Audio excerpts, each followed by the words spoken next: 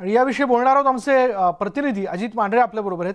म्हणजेच अजित, शिवसेनेच्या नेत्यांबद्दल सध्या जे काही होतंय, म्हणजे जी काही चर्चा केली जाते, खास करून अनिल परब यांच्या क्लिपबद्दलची चर्चा, शिवाय शिवसेनेच्या वतीने नारायण राणेंच्या विरोधात जी काही कारवाई झाली तो एक मुद्दा, याला काही लोक जे आहेत या मुद्द्याला घेऊन स्पष्टपणे बोलत नाहीयेत असं यावरनं म्हणायचं का, किंवा आमच्याच अडचणी इतक्या आहेत की आम्ही इतरांकडे काय लक्ष देत बसायचं, असं देखील प्रताप सरनाईकांना सुचवायचं होतं का? विशाल, बरोबर आहे. प्रताप सरनाईक यांना काय सुचवायचं होतं, त्यांना काय संदेश द्यायचा होता हे त्यांनी याआधी एक पत्रातून दिलेलं आहे. प्रताप सरनाईक हे एक मातब्बर नेते आहेत. गेली अनेक वर्ष ते आमदार आहेत. त्यांचं राजकीय वजन देखील फार मोठं आहे. असं असताना प्रताप सरनाईक मीडियाचे कॅमेरे सुरू असताना अशा पद्धतीनं वक्तव्य आपसूकपणे करतील तर हे खरं तर कोणाला याच्यावर विश्वास बसणार नाही. पण असं सांगितलं जातं आहे की मिश्किलपणे त्यांनी हे उत्तर दिलेलं आहे. पण दुसरी बाजू जर पाहिली तर म्हणजे असं संदेश तो मिश्किलमध्ये का होईना किंवा आपसूकपणे गेला असं लोकांना जरी वाटलं असेल तरी असं सांगितलं जातं की प्रताप सरनाईक यांना हे बोलायचं होतं किंवा ते त्या ठिकाणी बोलून गेलेले आहेत. मुळात आता ते सगळं वक्तव्य जे आहे ते बोलून त्यांचं झालेलं आहे, पण त्याचे पडसाद जे आहेत ते आता कसे उमटतील ते पाहावं लागेल. कारण का जर मगाशीच तू म्हटला त्या पद्धतीनं की त्यांनी आधी मुख्यमंत्र्यांना पत्र लिहिलं होतं की तुटणार नाही, जोपर्यंत तुटत नाही तोपर्यंत जुळून घ्या, किंवा म्हणजे की तुटणार नाही त्याच्या आधी जुळून घ्या, अशा पद्धतीने त्यांचं ते पत्रामधलं वक्तव्य होतं. याच्यामध्ये देखील त्यांचं तेच म्हणणं आहे की आमच्या अडचणी म्हणजे त्यांच्या अडचणी इतक्या आहेत की दुसऱ्या अडचणीकडे लक्ष देण्यात त्यांना वेळ नाही किंवा त्याबद्दल ते विचार देखील करू शकत नाही. म्हणजे ईडीचा ससेमिरा चौकशीचा त्यांच्या मागे इतका लागलेला आहे, त्यामुळे यामध्ये संपूर्ण त्यांचं कुटुंबीय जे आहे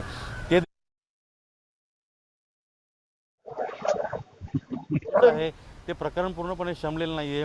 हे सुरू असताना जे 2 दिवस नारायण राणे आणि शिवसेना यांच्या बाबतीत जे सगळं सुरू होतं, हे सगळं सुरू असताना जो आपण पुढचा भाग बघितला की वेगवेगळ्या नेत्यांनी वेगवेगळे स्टेटमेंट केली, पण प्रताप सरनाईक यांनी नारायण राणे यांच्यावरती स्टेटमेंट करणं टाळलेलं आहे. ते म्हटलेले आहेत की नारायण राणे यांच्या बाबतीत बोलण्याइतपत मी मोठा नाही आहे, पण जे सध्या घडतं आहे त्यावरून एकच लक्षात दिसतं की हल्लीच्या राजकीय नेत्यांनी यशवंतराव चव्हाण, शंकरराव चव्हाण, बाळासाहेब ठाकरे जे असतील असे विविध नेते जे आहेत ज्यांनी वेळोवेळी अनेकांवर टीका केलेल्या आहेत, पण जेव्हा महाराष्ट्राच्या हिताचा प्रश्न येतो त्यावेळी सर्वजण एकत्र येऊन काम केलेलं आहे. तर हीच परिस्थिती सध्याच्या नेत्यांनी लक्षात घेऊन त्यांचा आदर्श घ्यावा असं देखील वक्तव्य केलेलं, असं देखील सल्ला हल्लीच्या राजकीय नेत्यांनी दिलेला आहे. पण कुठेतरी राणे यांची अटक आणि सर्व जे नाट्य घडलं, राजकीय नाट्य घडलं, त्यानंतर आता भाजप आक्रमक झालेली आहे. भाजप वेगवेगळ्या माध्यमातून सेनेच्या नेत्यांना, मंत्र्यांना, आमदारांना, पदाधिकाऱ्यांना नोटिसा पाठवेल किंवा त्यांच्या मागे पुन्हा चौकशी ससेमिरा लागेल ही चर्चा सुरू झाली होती. काही ठिकाणी नोटीस पाठवलं देखील गेले असं देखील बोललं जातं आहे. त्यामुळे कुठेतरी प्रताप सरनाईक यांना असं वाटलं असावं किंवा त्याच विचारातून त्यांचं हे तोंडातून वक्तव्य निघालं असावं की आधीच माझ्या अडचणी आहेत, आता तुम्ही दुसऱ्यांच्या अडचणीचं मला काय विचारताय.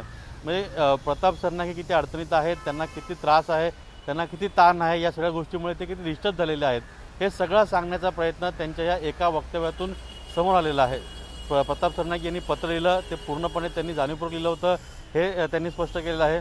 त्यामुळे हे वक्तव्य जे आहे ते आपसूकपणे निघालं असं तरी वाटत नाही. प्रताप सरनाईकांना हे पूर्णपणे माहीत होतं की प्रसारमाध्यमांचे कॅमेरे सुरू आहेत, त्या ठिकाणी आपण जे बोलू तर रेकॉर्ड होईल. त्यामुळे त्यांची अडचण असेल ती त्यांनी वेगळ्या मार्गातून का होईना, वेगळ्या शब्दातून का होईना बोलून दाखवलेली आहे. जर इतर सेना आमदारांची तुम्ही जर भाषा बघितली, नारायण राणे यांच्या बाबतीमध्ये जे घडलं आणि त्यानंतर त्यांनी जे वक्तव्य केलं किंवा त्यांनी जे इंटरव्ह्यू दिले त्याच्या पूर्णतः वेगळी प्रताप सरनाईक यांची भूमिका दिसते. एकीकडे ते असं म्हणतात की शिवसैनिक हा नेहमीच आक्रमक असतो, तो किती आक्रमक आहे, आपल्या पक्षप्रमुखांच्या विरोधामध्ये कोणी जर बेताल वक्तव्य केलं तर त्याला धडा शिकवतात, हे गेल्या 2 दिवसामध्ये शिवसैनिकांनी दाखवून दिलेलं आहे. पण दुसऱ्या बाजूला ते असं म्हणतात की नारायण राणे यांच्यावर बोलण्याइतपत मी मोठा नाही आहे, त्यांच्यावर भाष्य करण्याइतपत मी मोठा नाही आहे. म्हणजे कुठेतरी प्रताप सरनाईक आता पूर्णपणे बॅलन्सिंग भूमिकेत गेलेले आहेत.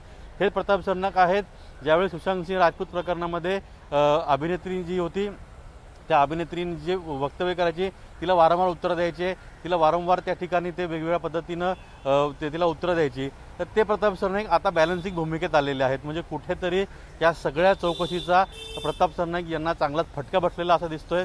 पत्र आणि त्यानंतर प्रताप सरनाईक यांचे वक्तव्य यातून हे सूचित होतं आहे पूर्णपणे की ईडीची चौकशी असेल, यामुळे प्रताप सरनाईक हे पूर्णतः डिस्टर्ब झालेले आहेत आणि वारंवार ते त्यांच्या मतदारसंघात काम करत आहेत, वेगवेगळे उपक्रम करत आहेत, वेगवेगळ्या सुविधा देत आहेत, पण हे सगळं करत असताना जोपर्यंत ईडीचा चौकशीचा ससेमिरा त्यांच्या मागून जात नाही, विशेष करून त्यांच्या कुटुंबियांच्या मागून जात नाही, तोपर्यंत प्रताप सरनाईक हे मानसिकरित्या पूर्णपणे त्या ठिकाणी बाहेर निघतील यातून सर्व, किंवा ते मानसिकरित्या पूर्णपणे तयार होतील असं वाटत नाही आहे. त्यातूनच हे सगळं वक्तव्य त्यांनी बोलून दाखवलं असेल असं म्हटलं तरी वावं ठरणार नाही.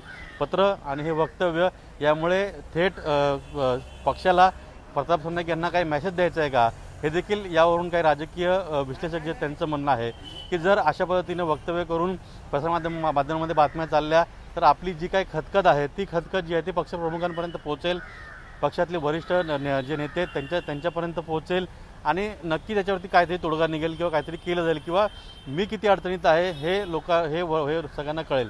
मुळात प्रताप सरनाईक किती अडचणीत आहेत हे त्यांच्या पक्षप्रमुखांना, पक्षातील सर्व नेत्यांना माहितीच आहे. पण सध्या भाजप विरुद्ध शिवसेना जे राजकारण सुरू आहे या राजकारणामुळे वेगवेगळ्या पद्धतीचं राजकारण समोर येतं आहे आणि अनेकांची प्रकरणे समोर येत आहेत.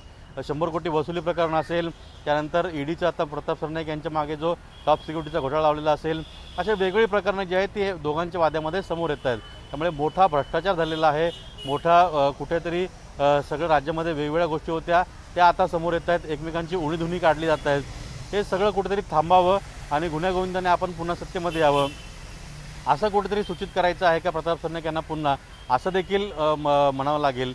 पण प्रताप सरनाईक यांचं हे वक्तव्य जे आहे हे भले त्यांच्या तोंडून निघालं असेल, आपसूक असेल, तर पण यातून पक्षांना म्हणजे शिवसेना पक्ष जो आहे त्याला काहीतरी मॅसेज गेलेला आहे हे स्पष्ट होतं.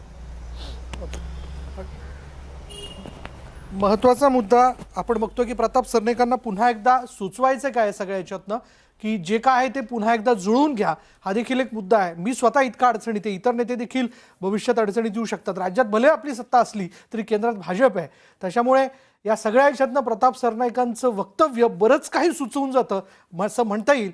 यानंतर वेळ झाले का ब्रेक घेऊयात. पहा फक्त न्यूज 18 लोकमत.